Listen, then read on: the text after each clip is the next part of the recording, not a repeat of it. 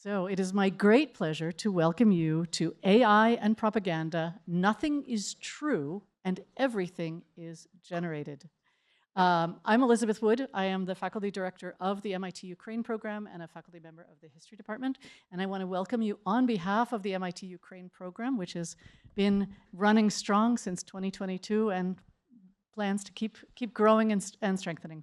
The program tonight is co-sponsored by the MIT Ukraine program with Svetlana Krasinska here, the Center for International Studies, thanks to Michelle English and Sarah Zakharia, and the Davis Center for Russian and East European Studies at Harvard with Steve Solnicka and Chris Martin. So thank you for the Davis Center for co-sponsoring this. I want to introduce Halina Padalko, and then our speaker, Peter Pomerantsev.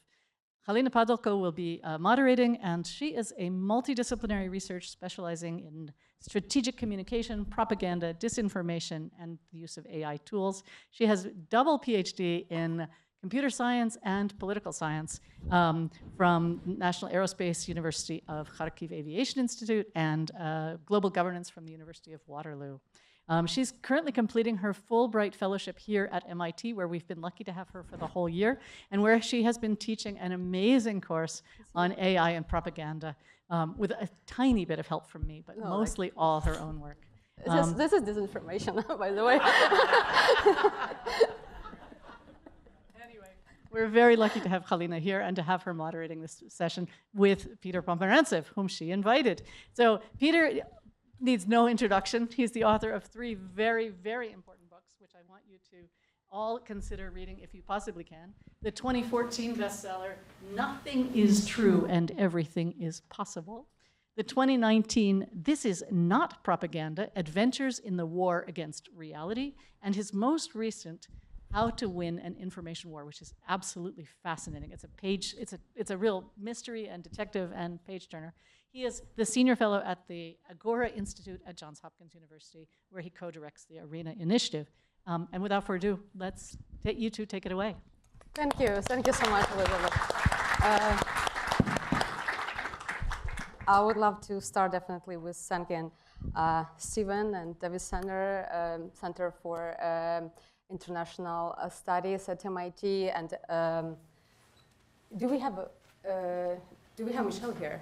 No, unfortunately, but Michelle actually was the one who helped to set up everything, and of course I would love to thank Elizabeth and MIT Ukraine and Svetlana, but especially Elizabeth for being my friend and mentor and the person who actually enabled this course to happen and this event to happen too.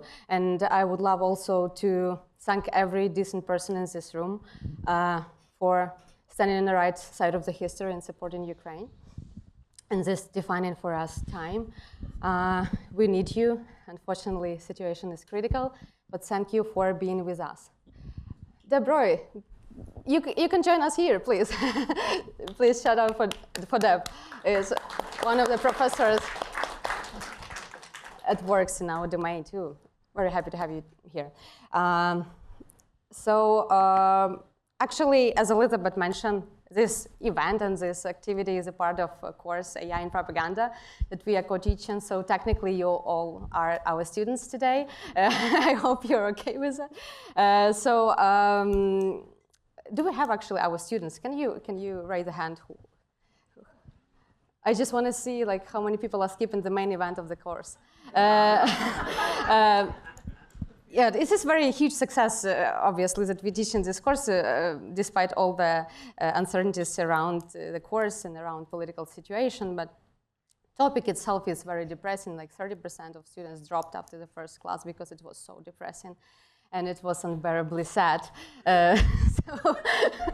So I'm not promising you stand-up comedy show today.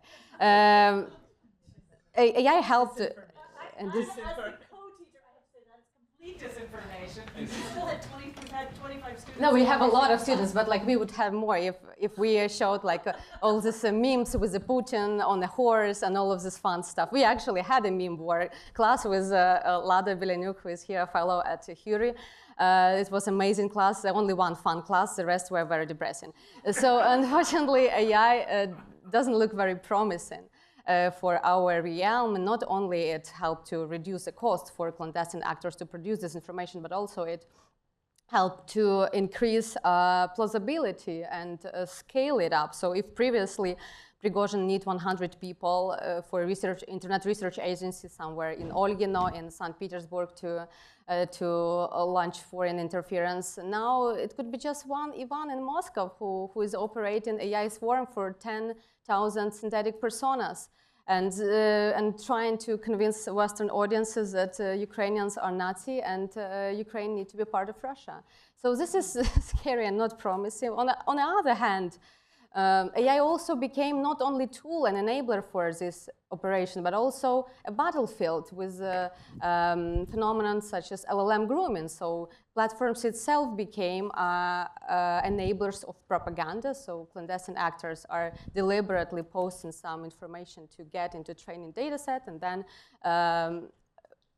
get to your outputs of like ChatGPT and other LLMs. On the other hand, this field is also very exciting, and a lot of theoretical problems and research conundrums are emerging as we currently talking to you right now. So there's a lot to discuss, to research, and to be curious about. We still don't know a lot how to respond, how to detect, how to evaluate all of that harm. Like, how do we detect AI swarms? This is something very interesting to think of. At the same time, AI also offer lots of opportunities to use our creativity and apply emerging technologies for good. So to analyze information operation, to basically support truthful counter-messaging, and even do fancy operations inside Russia. Yeah, that's something we'll talk today with Peter. So I don't want to put a lot of pressure, Peter, on you, but I will, because this is a lot to talk, and we have only 1 hour, and we'll have Q&A session. But on a personal note, I would love to thank you for donating your time and coming to Cambridge and to speak to our MIT and Harvard community. And I'm really, really personally excited because you were the one who dragged me into this situation, this live situation, because I read This Is Not Propaganda a long time ago, and I became so fascinated with this topic that I cannot really sleep well because of that. So, so thank you so much for coming today and for this talk. Let's start with a basic question about AI and propaganda. Is it something drastically and profoundly new happening in the business of information manipulation with the introduction and proliferation of AI, or have we already seen all of that before? How do you conceptualize that in your brilliant mind? Well, in my brilliant mind. I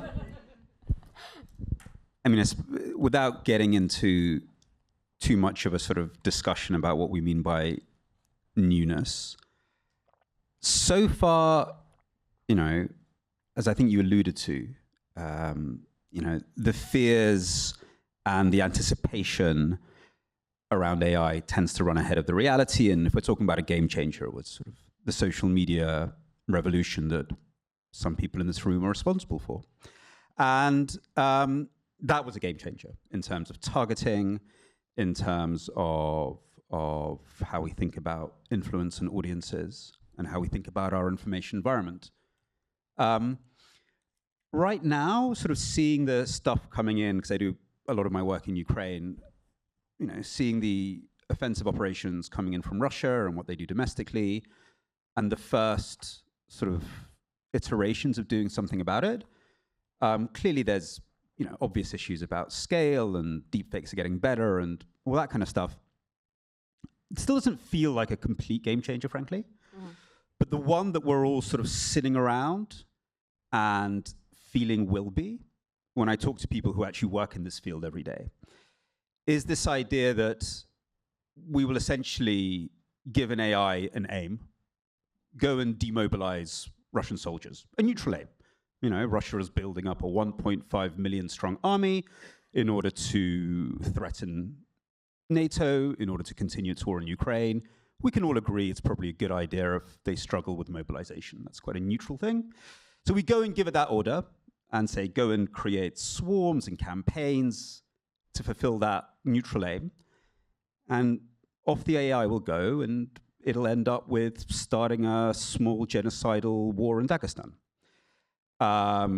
Or we'll say, go and win this election for us, and it'll create hate-filled rage mobs.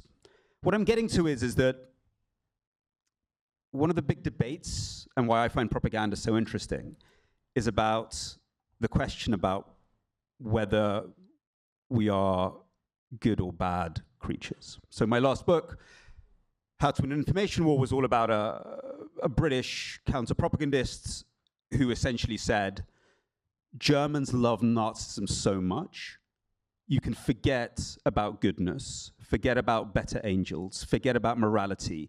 The only thing you can do is to counter evil with a cleverer evil, with a more sophisticated evil. And I think the game changer will be when AI starts working without our strategies. We just give it an order and then it comes up with the strategies. And then we're going to start to have to face up to ourselves. So a lot of the discussion about AI is how it'll undermine the human. Actually, you know, from where I sit, it's what it's going to tell us about the human, which is much more alarming. So that'll be the big game changer. But much like on the battlefield, you know, where we're all anticipating this moment we're in kinetic war, the AIs will start to come up with their own strategies. That, I think, is a game changer. At the moment, you clearly have a bunch of guys in Russia saying, essentially instructing the AI to do something, and it can iterate, it can refine. I don't quite think, maybe I'm wrong, whether it can come up with the whole kind of game plan and then change it and change it and change it. But that I think will be the big game changer. Interesting. So this is like a really scary idea with a mirror, like looking into ourselves through AI and see all the bad in us. But what about concept of shared truth and like shared reality? This is something I feel AI undermines a lot. And you have argued a lot in your books that modern propaganda doesn't rely actually on the disinformation and on the fakes that much as for the concept to undermine truth as a like broad phenomenon. How do AI accelerate this process or not really? Like we've seen that in Russia happening for last dozens of years when people just basically deprived from any understanding what is truth and are not willing sometimes to understand that. How AI is helpful in this process? So, yeah, I suppose a running theme in my books is the biggest lie we tell ourselves is that we desire the truth. There seems to be a very, very strong trend for people to run away from the truth because it's an unpleasant thing, because it tells us that we haven't fulfilled what we wanted to fulfill, because it tells us we're going to die. I mean, reality is fairly unpleasant. So this is a very old debate. I mean, Lippmann and Dewey are having this conversation at the start of the 20th century, where Lippmann's like, people can't handle the truth, media takes them away from the truth, and people want to live in pseudo-realities. And media helps them do that. Media doesn't bring you to reality, it takes you away and creates pseudo-realities. So in a way, this is a very old debate about what we desire. But I suppose and we've had a long discourse around that, around social media, the way it can sort of fit around the reality that you want to be in, and there's endless papers that come out about whether echo chambers are echoey or chambery, or whether they're filtery or bubbly. But I think we all know that they can definitely take you away from reality if you want that. And I mean, with AI, it's interesting. I mean, if we're talking about the chat GPTs, the latest research, I don't know if it's public, but I guess I'm making it public, is that people trust the chat GPTs of this world more than humans because they're computers and they sound objective and balanced and they sound fair and unbiased. So there's already a kind of a trust issue there. And look, there are more. I'm not a scientist. My degree is in literature and my PhD is in creative writing, which isn't even a subject. So I'm very humbled by being at MIT, and I'm certainly not going to get into any sort of discussions about sort of the maths of this. But if I understand rightly, this phenomenon of sycophancy, of the chat GPTs telling you what you want to hear is a real issue. But going back to Dewey and Lippmann, you know, so I'm at Hopkins these days, so I'm sort of indoctrinated with the idea that John Dewey is the only good American who has ever lived. And, you know, remember Dewey's response to Lippmann. So Lippmann said, people can't handle the truth, reality is too complicated, media takes you away from the truth, therefore we need, you know, Peter Thiel or some sort of elite to guide us through this world. And Dewey's response is, you're right, people can't handle the truth, they seek unreality, but we can create communities where truth emerges. There is no absolute truth we can arrive at, but we can have an environment where we're negotiating truths and a way to research them. And of course, look, the great problem with not just AI, but the whole kind of digital space is that we can't research it properly. We can't have that conversation because it's so untransparent. And so if we're going to return to reality, I don't think it's going to be about returning to facts. It's going to be about having a digital environment where we can have a transparent conversation about how we approach reality. So I think there is a push for that. I think some of the regulation in Europe might enable that.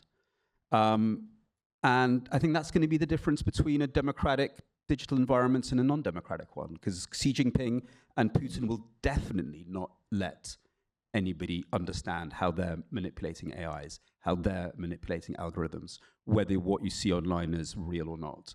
And the difference between a democratic environment is that we will have access to that, and we will be able to have a discussion on that.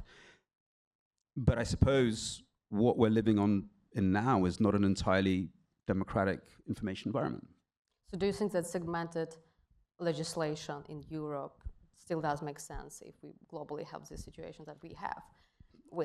So one of my favorite American pieces of nonfiction of recent years is Project 2025, the Heritage Foundation thing. Fantastic reading. My favorite reading. Isn't it great? Because the reality was just so much worse when they got into power. It reads like this sort of romantic sort of idea of reforming America. But actually, if you go to the chapter on digital stuff, it says what we need is more transparency from a right-wing point of view, because they're saying Google is, you know, secretly left-wing or something. But it's actually quite good. And it's written by Brendan Carr, who goes on to be, you know, what's his official role now? Chief propagandist? No. What is it? Yeah, whatever, that role. But he seems to have forgotten that for some reason. And his really fairly reasonable demands for algorithmic transparency, which were there, that was his idea, have suddenly disappeared now that he's in power, which is mysterious. But what I mean to say is these ideas exist in America as well. It's not some crazy European idea that we should have a little bit of access to understanding how our information environment is shaped. This is not some sort of radical French idea. It's an American idea as well. Yeah, a lot of miraculous things happening right now, but coming back to your point about trust in LLMs, if I were Russian operatives, and that's something I very often fantasize about, I would definitely target LLMs because more and more psychological services are using LLMs as a main driver, as the main platforms. A lot of coaching services, other stuff. So if you get there into the system, you can multiply your propaganda and your impact a lot. So, Peter, how do these clandestine actors and malicious actors like Russia and others in the camp using AI for propaganda? Well, look, there's something new every day. And I think that sense of newness is actually really important.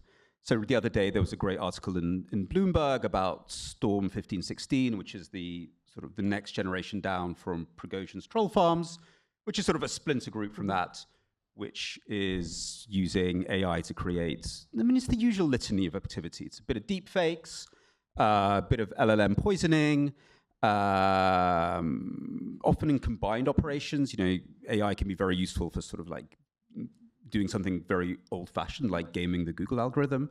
So they're using it for different issues. The more advanced stuff that we've seen China use, and there is some evidence that Russia is starting to use it on the front lines, is sort of chatbots that target people individually, know a lot about that person, can build a discussion with them in order to extract intelligence, in order to compromise them. So essentially doing the work of verbovka. How do you say verbovka in Recruiting. It's more than recruiting, though. It's like wrapping somebody around your finger. But I suppose you can call it recruiting. But a bot does it. You know, a chatbot does it. So that's kind of, you know, what we're seeing at the front edges of things. But I think what's upsetting to me is that Russia and China, to a certain extent, are winning the narrative about how you can use AI. So every month there's a new story. They've done this and they've done this. And there's a sense that they are, you know, the evil geniuses exploiting these new potentials. While the most we really do on the defensive side, even though there's some very interesting things in Ukraine, is a little bit of narrative tracking and stuff like that. So there's a sense that the people who want to use AI and other forms of technology in their malign aims, you know, they've got institutes of knowledge, experimentation, education, political will, budgets behind them. They're building a Manhattan Project of AI manipulation, while there's very little from our side. And I wonder whether that's the challenge that we face. How do we start creating our own AI for democratic purposes, but in a consistent way? The most interesting stuff is here. I think, you know, the MIT bot that slightly reduced conspiratorial thinking was a wonderful example of using AI in a positive way. But these things are intermittent. They come from universities, while the other side has a sort of machine pumping them out. And we have to start competing. Yeah, and sometimes they are not really using very advanced algorithms. No, that's what I mean. Like if you actually look at it, lots of computers. This is like basic. And it's very hit and miss. A lot of the stuff is bullshit. But they're doing it and they're doing it and they're doing it. They have political will and like a lot of expertise, years of expertise to do that. And they just leverage creativity and basic algorithms. So let's talk about China more. Unfortunately, we need to talk because with all this cognitive warfare, psychological warfare expertise that Russia carried through dozens of years with the KGB and even earlier, and all the cooperation and knowledge sharing that they have with China, China was able to build on that and skyrocket basically with available technologies and innovations that they have. So who is the main evil now, Peter? Who should we be scary of?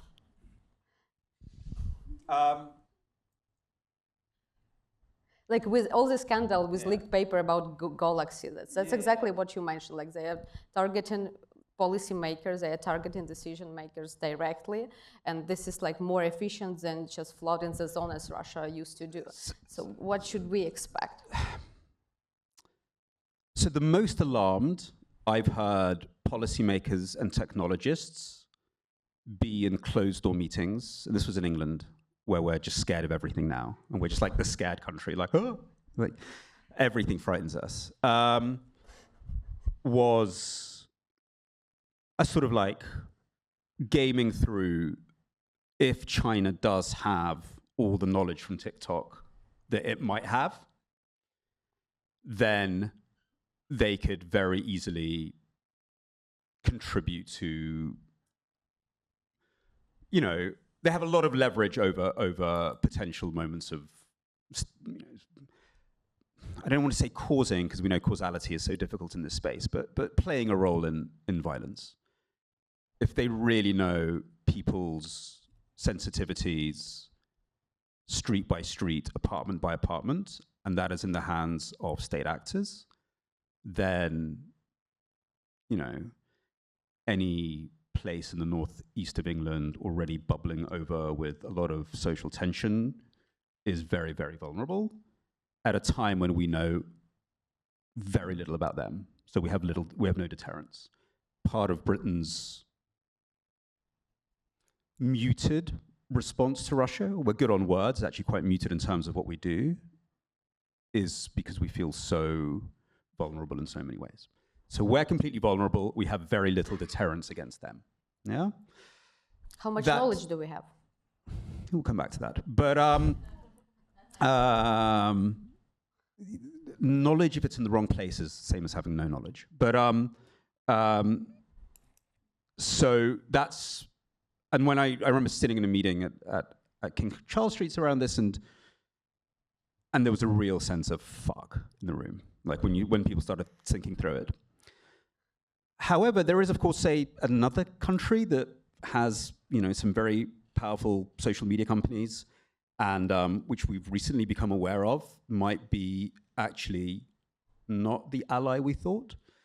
And there's been no bigger wake-up call in this space than Elon Musk getting involved in race riots in Britain, or trying to weigh in on the German elections, to which we should be grateful to him, I suppose. But who should we most scared of? China is the one that fills people with a sort of long-term dread, but at the moment, losing America as an ally and it becoming a potential adversary is a deeply uncomfortable thought. We're not gonna go more depressing. So I think let's switch to something like what we can use AI for good. So like I mentioned a little bit, we can use AI to analyze big data, to identify information operation, coordinated inauthentic behavior, to simulate information ecosystem, try to find vulnerable spots, to support truthful counter-messaging, offensive operations.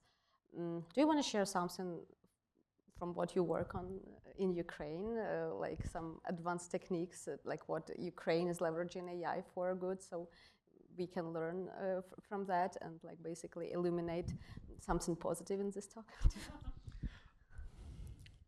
Look, historically, and this is part of the story of both my last two books, democracies are much slower at getting their act together in this space, whether you want to call it cognitive security, which is the latest annoying word that the DoD came up with because they want the budgets.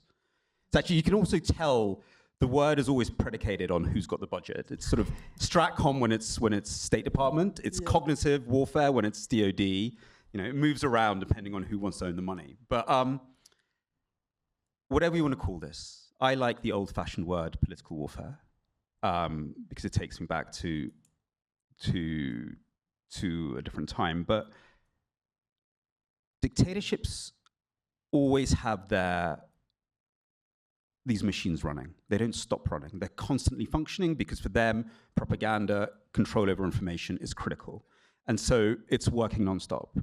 Historically, democracies only fire up this sector when they kind of recognize they're in a moment of existential danger. So in Britain, the creation of the political warfare executive, which is the story of my last book, is something that comes through great turbulence during World War II. Meanwhile, Goebbels has been running his propaganda ministry for many years before that. In the Cold War, you have very famous National Security Council sort of decree of what was it, 1948 or 1950? I can't remember now, basically creating the USIA and creating the whole machinery. And then when those wars stop, democracies dismantle them. So it takes democracies some time to get things going, work out what their doctrine is, work out what their red lines are, if there's going to be any red lines, work out how you balance pluralism and centralization. So this is not, the first time that democracies have been behind in this game. Because Ukraine is in an existential moment, it is same as it is for all types of miltech. It's where the future is being experimented with every day. So on the defensive side, there's this really good paper by some Helena Padalka, have you heard her? Describing the kind of everyday miracle of how Ukraine is created, and not really created, how a group of different institutions have emerged in Ukraine that deal with the sort of endless onslaught of Russian propaganda. And it's a very unique community. You've got 5 or 6 superb AI-driven tech companies that are spotting the emergence of narratives really just as they're sprouting, just as they're forming sometimes, yeah? They're all in the private sector or in the civic sector. They're communicating with 2 or 3 government institutions, which are kind of like quite independent, several centers of disinformation, feeding information to them, feeding information into media. You have all sorts of different media whose job it is to work with vulnerable audiences. I've done the most interesting work that I've done in media over the past 12 years has been in Ukraine, where you had public service media thinking about how do you do sophisticated audience analysis to reach people who might be vulnerable to propaganda. Yeah? That's quite a breakthrough for journalists. Journalists think in very, very basic audience categories. Here they were doing psychographics, deep focus groups, understanding their traumas, cognitive biases, prejudices, and really thinking how you communicate with them. Now that's being now that's being done by some of the biggest public service media in the world. Definitely not the one here, but some of the big successful ones. And I think that's actually the future of journalism. But so you have journalists who are thinking about audiences. Yeah, you have private sector who are using the latest in AI to anticipate narratives. You have government agencies that have learnt and earned trust. All collaborating together in this truly all-of-society approach. So that's kind of on the defensive side. On the reaching out and trying to sort of, think in terms of counter-operations into Russia and moving towards a theory of deterrence, I think we're just starting with that, really. There are some great examples in terms of getting Russian soldiers to desert. Mm-hmm. So there's a very famous project where Russian soldiers can sort of call in and they're guided to a place where they can sort of desert, but now that's being done with bots. So now there's a chat bot that a Russian soldier will engage with, and it will talk them through the process. So again, there you have a piece of AI being used to, do its bit to slow down a genocidal war. Mm-hmm. So that's a good example. Yeah. Beyond that, things get very interesting, because if dictatorships kind of have open access to us, and they know how to influence us, they know loads about us, they know how to play into our political processes, and the result is pretty easy. You influence elections. How do you actually, even if you had access, what is the theory of change in a democracy? There is no election in Russia. You could stir discontent or unhappiness about economics, fine. And so as we think this through, then we're going to have to think in terms of what are the asymmetric vulnerabilities of a system like that, which is a lot more complicated than how do you influence a democracy. But I think it'll come, out of places like this. It'll be very, very, we have to think of the vulnerabilities of a war machine, which doesn't change with elections, but actually has very, very, very many conflicts and vulnerabilities built into it. There was no discussion, to my knowledge, about information operations that includes like offensive side and basically were questions about ethical implication of all of that. Like, this is like a classic situation. We always have someone in the room who will ask, is that ethical to conduct offensive operations inside Russia? You elaborated a little bit about that, how we are launching this. I'm liberated from ethics. No, elaborated a bit on. You said I'm liberated from ethics. That's a wonderful thing. Okay, if you like it, I'm okay with that too. About offensive operation inside Russia, yeah. So if you can comment a bit about that, because there is a huge discussion in all liberal environment, even in Europe. Here, is that ethical? Is that not? There is some stuff definitely happening currently as we see it right now here in this room. Why it has not been effective? All these efforts of like United West, if this concept still exists, to get into Russian minds, and why they're still reluctant to hear the narrative. So we're not only talking about like truthful messaging and sharing information about dead soldiers, about a number of war crimes conducted by Russian soldiers, but also something like pretty disruptive.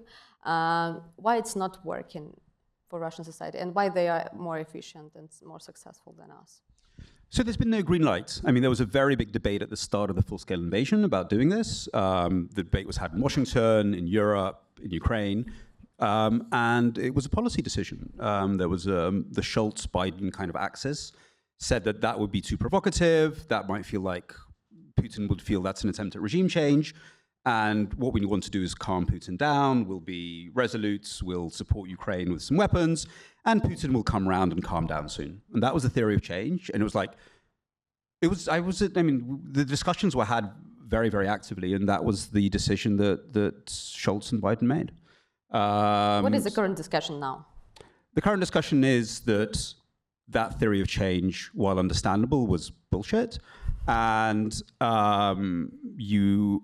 now the words deterrence in the cognitive space are inside the NATO doctrine. Now it's being talked about in Europe. So we are at least now recognizing that to,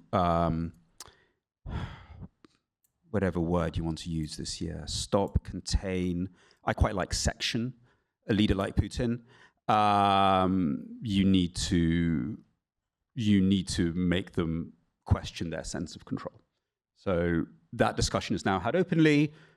We're not quite at the point of it turning into a strategy, but it's become, the Munich Security Conference had 6-7 panels about hybrid deterrence into Russia. So it's now discussed, which, knowing how these things progress, is a step forward. I'm really happy to hear this progress.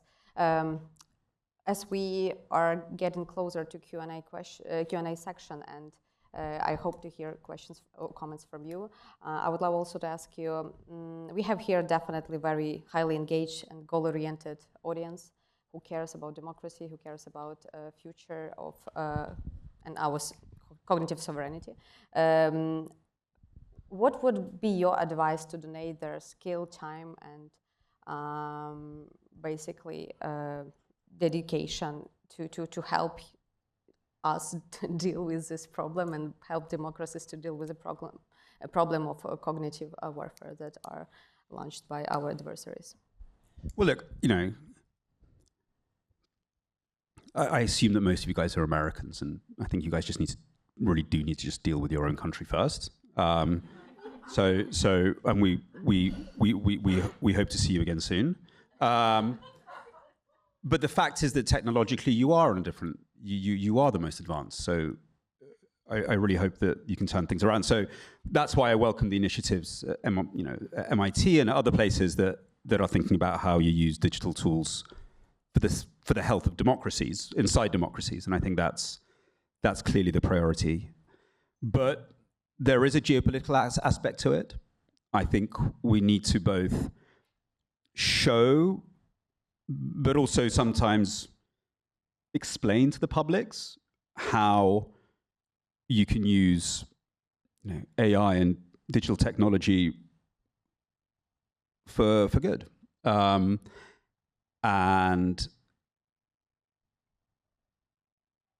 look, the dictatorships aren't going to stop. They really believe in propaganda. They really believe in supremacy in this space. So we might not like it, but they're just going to keep on growing and attacking and expanding. I mean, if you walk through Beijing and see the sort of giant Ouroboros of the CGTN building, I mean, it's a statement of we care about this and we're going to take it very, very seriously. While we haven't even started to really think through what our doctrine around this is going to be, let alone creating the institutions. And it's going to be very different. I think democracies will have to have a very different approach. But at one point, we're going to have to start formulating it. And that starts with teaching. We're going to need cadres. We're going to need a generation of students who understand all the elements of this space, which means understanding something about technology, something about history, something about law, case studies of different types of influence, and so on and so forth. So I think we'll have to start creating masters in cognitive securities for people to understand the field. It'll mean the creation of institutions that focus our efforts and a kind of making sense process so that the way we do it is different to the way the dictatorships do it. We've been here before. I mean, this happened in the Cold War. This happened in the Second World War. The difficulty is that I don't think everybody has quite embraced that we're in for a century of, you know, non-stop heightened competition. Certainly in Europe, there's still a lot of reluctance to own that. I wholeheartedly support your idea with education. That's why we designed a course with Elizabeth and teaching on AI and propaganda. But if you were to clusterize 3 main scientific problems that could be helpful to resolve questions connected to cognitive sovereignty, cognitive security, what are these 3 scientific problems that people can potentially choose as their scientific mission? So I would love to talk to the audience about this because in the processes of thinking through how to set up a sort of applied cognitive research lab in Ukraine, so I'd love to know what people are thinking about.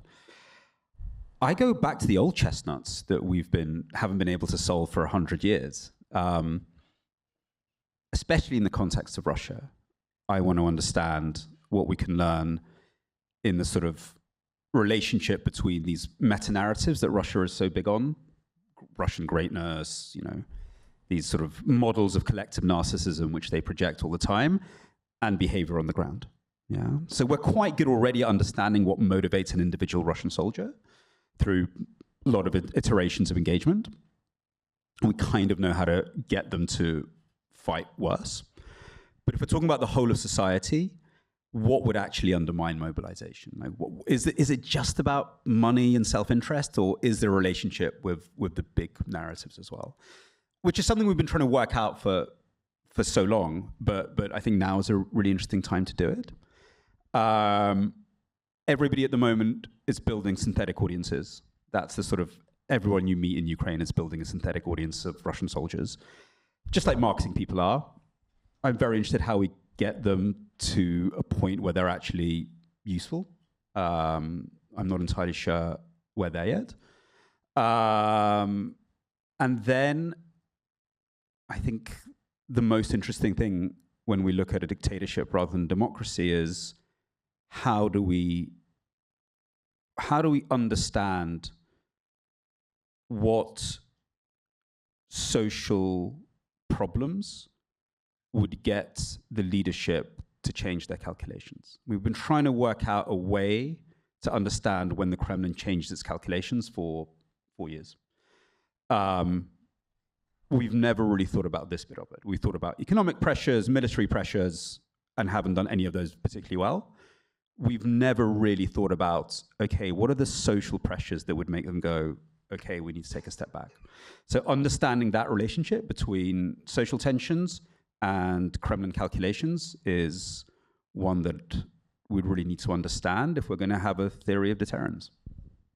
So we're interested in synthetic audiences, in mathematical modeling, Monte Carlo simulation. I can go on and on about what I'm interested in. So take a Russian factory town. Yeah. So we're here for you guys if you would love to join and contribute. Actually, I'm very serious. If somebody wants to come afterwards and chat, you dropped the most interesting question in there. What is it we know? We actually know a lot, but it's all sitting in different places. Yeah. Because there's some sitting in academia, some sitting in the people who gather intelligence. There's a huge amount sitting among people who are just scraping the Russian internet every day. We know way more than we did in the Cold War, and nobody's putting that together into something that would really even simulate influence. So if you want to contribute to greater cause, we're here for you. Please reach us. So Peter, how to win information war? This is a big question, but very narrow one. What kind of education? You elaborated all over the places, like educational policy measures, some technical measures. But what is a recipe? You want a recipe? So funny. So my last book was called How to Win an Information War, and obviously, for me, it was an ironic title because the minute you make information into a war, it's tragic. It's like all wars. You know, the moment you use information to subvert, delay, distract, demoralize instead of to communicate, it's tragic. You know, you've lost the potential to communicate and you've replaced it with the sad necessities of conflict. So it's like all war. I mean, it's tragic.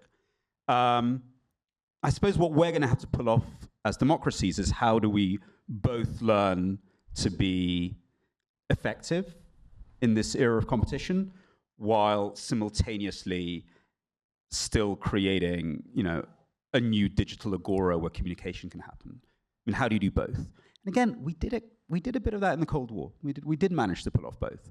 So that really means that you know, every step of the way you're thinking both about how do you undermine a genocidal war, and at the same time, how do I use these tools to fulfill Dewey's vision of the great community or whatever. And you have to do both at the same time all the time, and that's very challenging because the other side don't. They'll just use it for destruction, and we have to do both. Thank you, Peter. So we are ready for your questions. Please raise your hand. Do we have? Oh, thank you so much. 2 mics here. So Svetlana and I will take some questions. Svetlana's got the first question. I'll have the second. Wonderful, thank you. See, it's the ones who found it too depressing are running away. It's always under 30%. Am I the first? Okay, great. Hello. So something I've been thinking a lot Could you please about briefly introduce yourself, just briefly? Yeah. I can do and that. another very, very important note, if you can ask questions or if you have statements, very short. Thank you. Okay, quick introduction. My name is Sonia. Hello, thank you. In America, we have all the tech companies and we have been a democracy. And I think that makes us very naive to the potentials that these companies present. They're like a binary switch. It could be flipped to control. Maybe already it is. I just wonder what your thoughts are there. Did you hear the question? Sorry, you cut out a little bit, but we're naive about what? Basically, it's we live in a democracy in America, and Could you please take a mic, yes, because we have recorded. most of the countries that we've been talking about, dictatorships, it's easy to understand the pattern, but in a democracy, the people are in a different state when that binary switch technology begins to control and surveil. And I think we may be very close to that. You mentioned Elon Musk. Yeah, I'm not the America expert. I have looked at like sociology, like polling and message testing about, you know, when Americans get annoyed about interventions from foreign countries, from Russia, and basically Americans, in the evidence that I saw, had a very high tolerance of propaganda and disinformation. They just basically thought everybody did it. So it wasn't naivety, it was kind of a tired cynicism. And so when you said, oh, Russia's doing this or China's doing this, they were like, and? Everyone does it.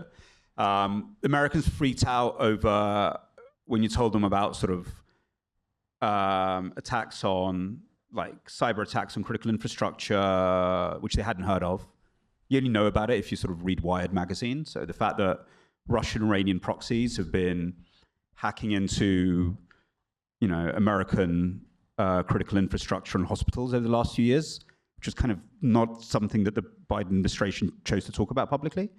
When you told Americans about that, like ordinary Americans, they were like, what the fuck? That's an act of war. We should do something. But when you said Russians are doing disinformation campaigns, they're like, meh, everyone does it. It's a country with a very high tolerance of propaganda, which might be good, might be bad. It just seems to be an American thing. Other countries do, people in other countries do freak out over it. All right, so. Hi, I'm Chris Martin. I'm with the Davis Center at Harvard. You mentioned several times the role that universities will play in developing the sort of more moral-oriented or good side of AI, at least the preference towards that. And so how do you think that, I know you just said you're not the America expert, but Trump is obviously waging a war against higher education, and it's decreasing, either that's decreasing or the universities themselves are decreasing American trust in university systems. How might that impact or make it more difficult for solutions to come from the university sector? And similarly for the tech sector, when we see these American oligarchs who are running these tech companies who are bending the knee to the Trump administration, will that make it more difficult for us to sort of maybe realize a more democratically leaning AI? Well, I mean, the nice thing about universities is they think in terms of decades and centuries. So, let alone midterms. So this is obviously a long-term project if you think about education. But I've been teaching courses on this as well at SAIS and at Hopkins. And last semester, we had these great students. Half of them were military or State Department people who wanted to, literally our course was called Geopolitical Information Competition or something. So really about the geopolitical aspect.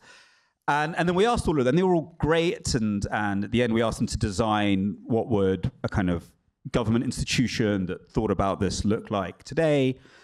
And at the end, we said, so what are you guys going to go and do? And they were like, different forms of ducking and weaving for the next 2 years. So it's just at that level of people who might be doing this, they don't know where to go right now. But universities can think long term. And I do think there's an inevitability to this because the other side will not stop. And once America course corrects, you can hear the confidence in my voice, then I mean, obviously America's going to play a huge role in this story. Yes, my name is Kenneth Oy. I teach in political science and data systems. The question that I have goes back to a classic function of propaganda in war. And it's usually two things that are going on: exaggeration on atrocities of various sorts to provide a casus belli, to get people fired up, and exaggerations or non-exaggerations of estimates of casualties. If you look at Russians during the Afghan war, rumors of casualties. If you look at any of recent conflicts, atrocities are a big part of it. The specific question to both of you: to what extent does AI really make a difference in either of those two classic functions of propaganda in times of war? Examples of how it has made a difference or speculation on what difference it might make. Thank you. That's a brilliant question. So, I mean, look, atrocity propaganda and then accusing the other side of atrocity propaganda, and then people like Lord Ponsonby, who famously wrote the first sort of evisceration of British atrocity propaganda to help launch World War I, in an analysis that itself was deeply, deeply distorted. So it's this endless loop of talking about atrocities and then criticizing the talking about atrocities in a distorted way. That's bread and butter of the propaganda around war since World War I. And we saw it, and we see it all the time. I suppose some people would say quite the opposite, is that now we actually get to see the atrocities close up. In World War I, they were rumors and stories, so we had this weird layering. If anything now, I created a war crimes NGO at the start of the war. We are in a place of recording documentation and fixation, which is kind of unparalleled. So if anything, the trend is actually we might be able to root the atrocity stuff in something much more strong. But at the same time, something much weirder is going on. So remember the Syrian war and the amazing work of the White Helmets to record the atrocities being committed by Assad and then by Russia. I don't think we'd ever had that much recording of actual atrocities, which we could sort of geolocate, define, really certify. So we had all this evidence of atrocities and zero action. There was almost this, the more atrocities we could actually see, we were no longer reliant on rumors. It was almost paralyzing to a certain extent. People pushed it away. Yeah. Which brings me to the Lego videos. Because I don't know who made this decision in the Iranian propaganda firmament. They could have gone with the atrocity stuff. You know, the Americans hit a school, 101. And yet they do absolutely the opposite. Knowing that Americans don't want to think about this and will find it unpleasant and will push it away, they use MAGA's own idioms against it and turn the whole thing into a game, which is how MAGA was trying to project it, but a game that turns against the MAGA propaganda. So I was quite surprised. I was assumed that the main thrust of the Iranian propaganda would be around, you know, the hitting of the school. And instead they do the absolute opposite, almost understanding that people don't want that reality, they want something else. So very strange. We're actually in a place where we can learn about the atrocities now. And yet, what is the most effective thing when we can learn about them is storytelling, which takes us away from them. And when we didn't know about the atrocities, we had all the storytelling trying to fabricate them. There's somebody's got to do a clever PhD on it. It's not me, but there's some sort of weird relationship there. On the other hand, it also plays a very dehumanizing role, because basically we are deprived from any compassion, because we understand that every picture of atrocity could be AI generated. And unfortunately, even some cases in Ukraine show that this AI generated video pictures were not like real pictures of real kids that are abducted, so it doesn't really play a supportive role to foster us as a decent human being very profoundly. So unfortunately, yeah, it is what it is.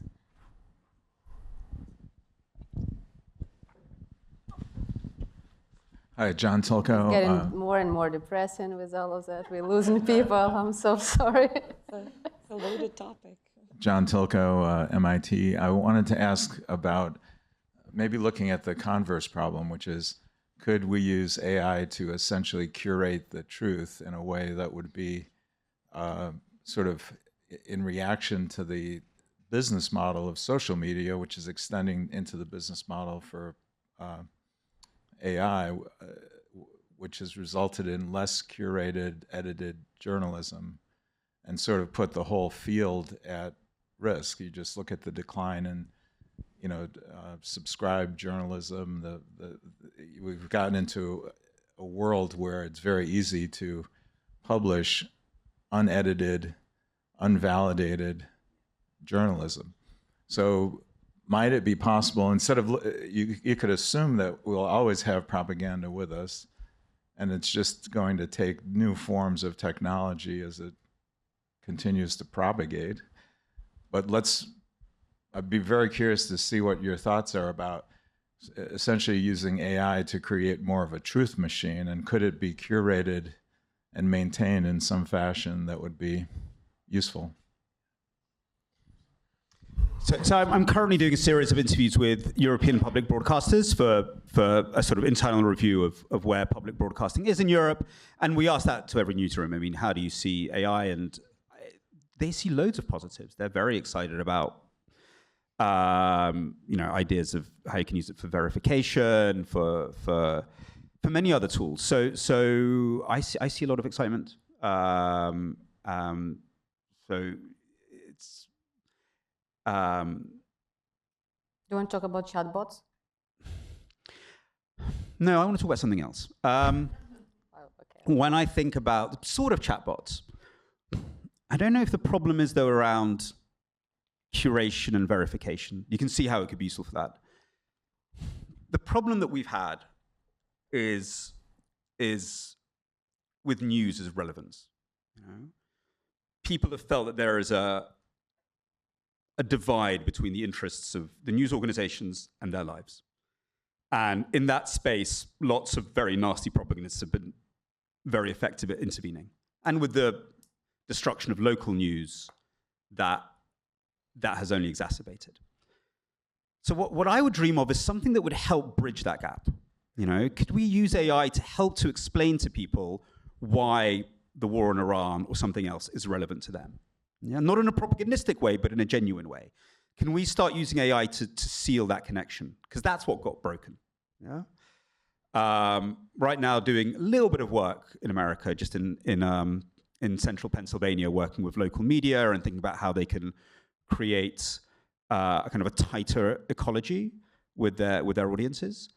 And AI has much potential, from the interesting models that we know from Taiwan about generating a more solutions-orientated conversation around important issues, surfacing the potential commonalities in debates, through to this sort of making stories relevant to people and bridging that gap. There's huge potential. There's huge potential. There are a lot of excitement about chatbots, AI-empowered chatbots, that actually could nudge people to change their political views, or like taking them out from some radical spectrums, or like decrease polarization in communities. Just basically talking to locals and like asking them what do they want, how do they want to contribute to the community, what kind of architectural solutions do they want to have in their community. So this is something that is very much debated, and I know some people in this room work on this sort of solutions. But in case to be persuaded, you need to you need to have this will, like initial will, to talk to chatbot to be persuaded. So unfortunately, it is a big debate, but how efficient it is, it's still debated too. Hi, I'm Sofia Anastasievsky, a PhD student at Harvard working in political theory and international relations, and I mostly work on war. I have a question that I've been thinking about for a couple of years that I'm hoping you can maybe shed light on, but it seems like there's a kind of asymmetric weakness that democracies have on this issue and in this space, mostly just because of free speech norms being fundamental to democracies. So it seems like maybe you could identify like a network of malicious actors and like curb their influence in some way, but that also might cut against free speech. Some people don't think this is a problem at all. Other people seem to think it is a problem. I'm just curious on your perspective. That's my favorite question, actually, about freedom of speech. I mean, so many aspects to that. Should we choose one, or should we just tackle free speech in one go? Yeah.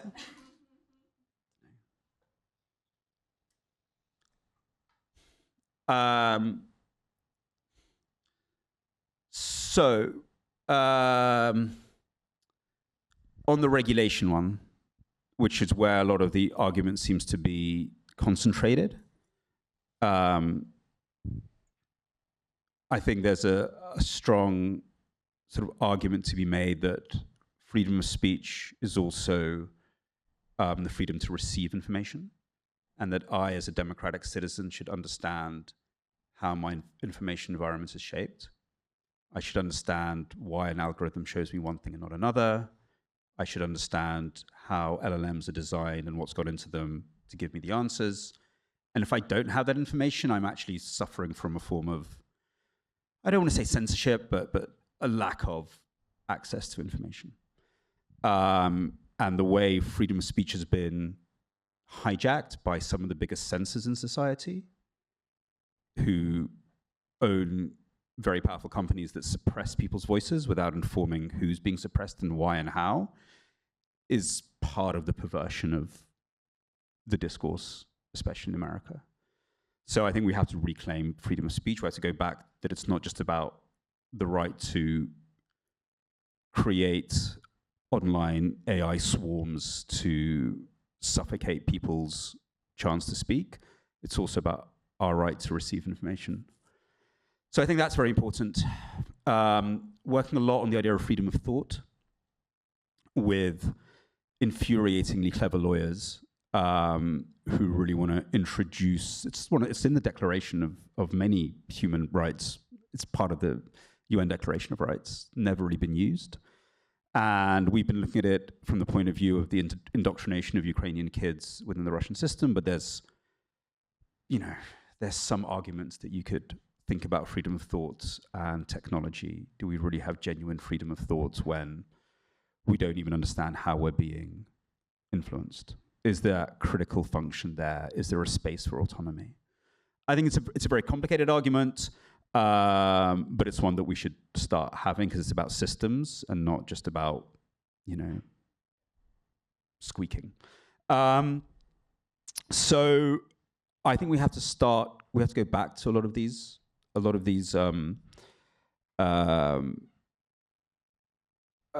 fundamental ideas that get thrown around rather cynically. But coming back to something way more simpler, which is I think what you were talking about, one of the reluctancies democracies have had to do foreign operations is that they will be suspected of doing it at home. And essentially that did happen in the war on terror. I mean, in Britain we had a government department that was, whatever its motivations, ended up trying to do influence ops against our own population because they were worried there were, you know, various types of radicalism growing. And it all exploded in people's faces. Bureaucrats lost their jobs. Government departments were disgraced. The Guardian did large investigations. And it is actually a very, very, very complicated and thorny issue. And since then, I agree. I think since then there's been a reluctance for a lot of bureaucrats to take up that chalice. We see that again right now. I mean, we had something completely benign called the Global Engagement Center at the State Department, which is now being used within MAGA narratives that they were behind a censorship industrial complex meant to suppress American voices, when they were purely doing sort of largely analysis and exposure of Russian and Chinese operations abroad. So you can see how how that is taken and turned. It'll be taken and turned anyway. So absolutely essential that you have a very, very transparent discussion within democracies about it. What are our norms? What are our limits? Regulation, oversight, trust, et cetera, et cetera, et cetera. I think that's still just about possible in Europe. Whether America is now, maybe that's impossible here, I don't know. Can you please raise your hand so we will understand how many questions do we have? 2. Yes. Maybe we can take 3 together and then 3 together again, because we like really have 15 more minutes. How about I take these 2 and then 1 on your side? Hi, Peter. Thank you for the lovely discussion. I'm really looking forward to picking up a copy of your book and getting to know your thinking a little bit better. There were a few quotes during your discussion that really intrigued me and got my brain moving a bit. The first one was your example of there's some political office, World War II era, and someone says that the Germans are so into, I believe you said Nazism in context, that you cannot rely on, say, better angels to convince them out of their kind of despotic place of thinking. You can only convince them of some deeper, cleverer lie. That made me, you know, shudder a little bit to think maybe I'm a bit naive. The second was yeah, okay, you seem... The book is all about that tension, so I'm glad it made you shudder. And that's why I wrote the book, because I was so fascinated, because it made me shudder as well. Yeah, so your shuddering is a good sign. Yeah, you concluded with, how do you win an information war? And the obvious is you tell the truth, no? But you seem, from your discussion, a touch cynical on objective truth. You seem a bit cynical on truth. Can you speak towards that, just from an epistemological standpoint on truth? What do you think of truth? Thank you. We'll take a couple. We take 2 more, okay. It was not really a cynical discussion. I want to assure you, it was really democratic and nice discussion. I'm telling you. Yeah. Could you please? Your question. I'm George Mokray. I'm an independent scholar, and I was reading Chinese philosophy, and Han Feizi said something very interesting, the legalist scholar, where he talked about persuasion, and persuasion works best when the person you're trying to persuade, when you know what they want. And then Tom Edsall in the New York Times in the last couple of days had a piece on AI and the upcoming election in the United States. And I've also seen a paper, just read the title and the brief, which talked about AI as being more persuasive than people, especially when they can elicit information from the people so that they know what they want. So this stuff goes back a long time, right? So I'm wondering about those type of things and how you look at that. My question rhymes with that guy. While being in a storm of disinformation, how do you cleanse the palette and get rooted back to your truth? Like, how did working closely with propaganda influence your relationship with your personal values, beliefs, and basic cornerstones of reality? I can unite those three into one. So I'm just working on a new book, and it's a positive book. It's a non-cynical book. My publisher said, write a self-help book. No, he didn't say that. He said, can you write a book about propaganda that gives us positive examples? And I said, it's going to be a really short book. He said, that's fine. But one of the stories that I'm literally just finishing writing is about an evangelical preacher in Arizona called Father Caleb Campbell. And his way of, he's an evangelical, but he fights the Christian nationalists. So his whole thing is bringing people out of Christian nationalism into his form of evangelicism. But it's very interesting. He's a very interesting character. He was actually a neo-Nazi in his youth, and he came out of that, became a preacher, and now he sees a lot of parallels between the sort of suburban fascism of his youth and Christian nationalism today. That's his comparison, not mine. But his methodology is very, very interesting. It actually reflects what Hannah Arendt wrote about fascism and many other things. But very simply, his mission is to make the mind safe for reality, or to make the world safe for reality.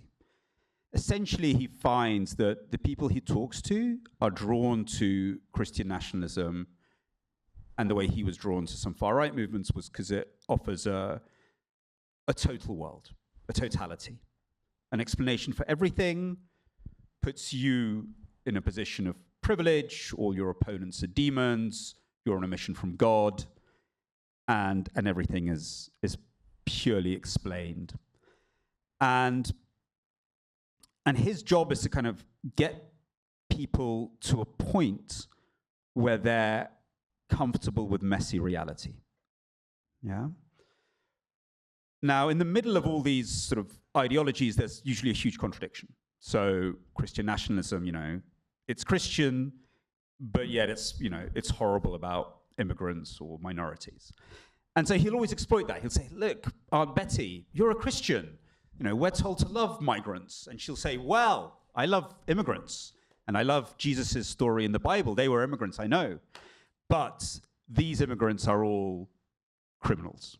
Yeah? Or I'm a patriot. I would never support rioting. But all those people at January 6th, they were trying to stop pedophiles who stole the election. So what the propaganda is giving people is disinformation that will smooth away the contradictions. Yeah? They're doing everything to push away the contradictory nature of these worldviews and pushing away the complexity of reality. And he knows that just like hammering and hammering and hammering that this is a lie, that this is untrue, won't work.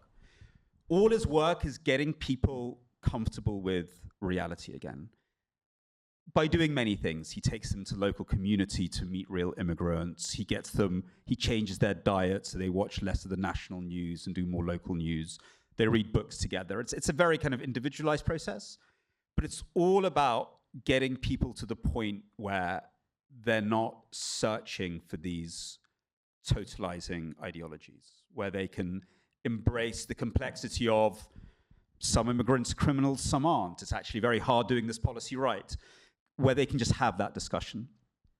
So it's about that. It's really not about, we've got to create environments where people can start handling the truth and start welcoming it in.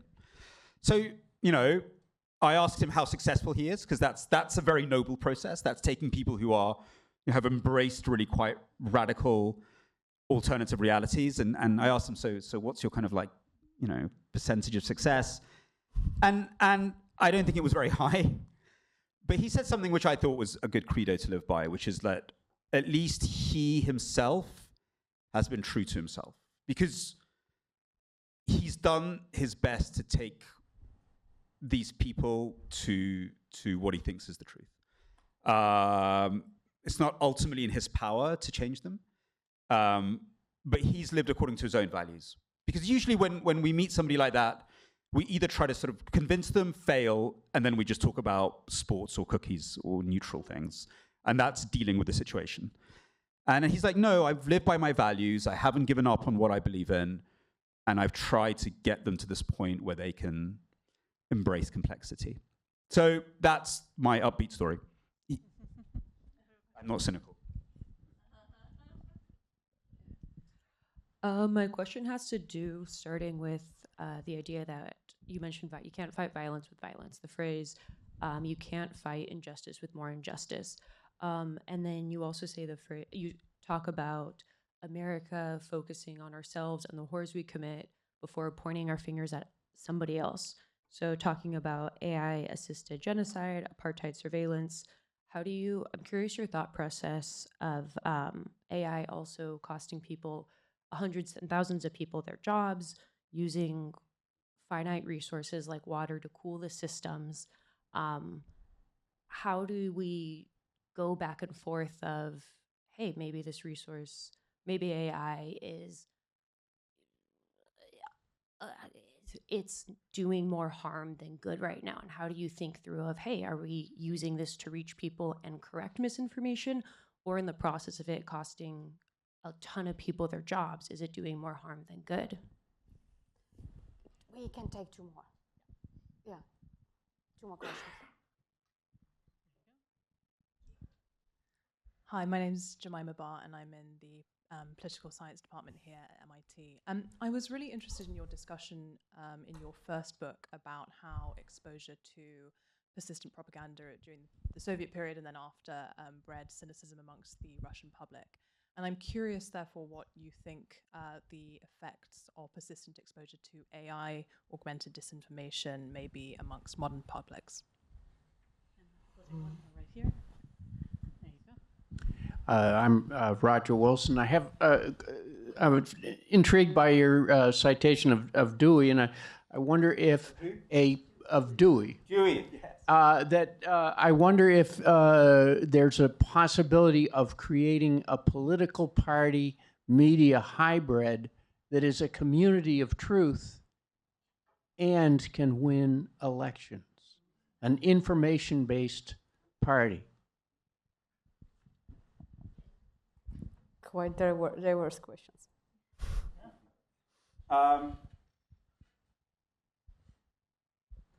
I don't know about party, but let's do more good news. So we just had an election in Hungary where we had AI-generated slop and fantasy and fear against good, hardcore leaks coming from somewhere, recordings and economic facts. And the leaks, recordings, economic facts. Huh? Doorstepping? Yeah, Magyar did amazing. Oh, yeah, and one-to-one, yeah, and Peter Magyar going doorstepping. I thought doorstepping means something slightly different for me, but yes, but in a good way, doorstepping, not in a nice way.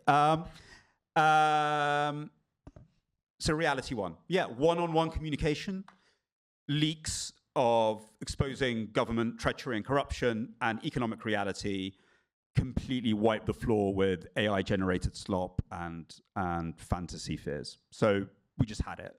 I think America has a huge amount to learn from Moldova, where we saw an all-of-society approach to undermining massive vote buying, threats against the integrity of the election, threats of violence that were coming from the pro-Russian forces. I know that sounds strange to America, but you have a lot to learn from Moldova. Look to Moldova. Moldova, population 2.5 million, is your best hope for getting through the next 2 years. And you can look to Hungary, but not in the way J.D. Vance meant. There is a lot you can learn from Hungary, but from the other side. Yeah. And lots to learn from Ukraine. So I don't know about a party. I think everything we know about defeating authoritarian populist movements is that you need an all-of-society approach. This is not a new insight. We knew this from the 20th century. But you have to forget about the usual party structures. The only way the pro-democratic forces won in Poland, in Brazil, going back further in Chile, is by creating a coalition of social movements that go way beyond the parties, include churches, football teams, all these other bits of society. But that means, and I know, and this is where it all falls down usually, all those people getting into a room together and finding a common denominator they can agree on. Yeah? And not the divisions that are really easy to find. And that takes a moment of self-discipline, which is only something that somebody who's been in a marriage for 20 years knows how to do. It's that kind of level of stepping over your to going, oh, we can do something bigger together. And whether America can do that, we'll see. It took Hungary 3 elections to do it. It's not easy. It took Poland 2 elections to do it. Yeah, we can take more questions. Actually, we do still have 4 minutes. But actually, we have 10 because we started 5 minutes later. Yeah. What time are we going until? We're going to start at 6:30. 6:30, okay, fine. Okay. Oh my. No pressure, Steve Solnick. Steven, no pressure. No pressure. Steve Solnick from the Davis Center at Harvard. This is not a well enough formulated question to be the last question, but your comment on the Lego videos had me thinking that the magic, I use that loosely, of the Lego videos is that it exploded the viewer's stereotype about the Iranians, right? That because the stereotype propagated here was a dehumanizing one, and we see these and we think, oh, that's clever. We could have produced that, or it looks like a MAGA thing. I need to rethink my prior assumptions about who these people are we're killing. And to some extent, that was the effectiveness of propaganda, of Western propaganda in the Soviet period, right? The Soviet stereotype about the West was it's crappy over there. It's the workers it's just slavery for workers, and it turned out no.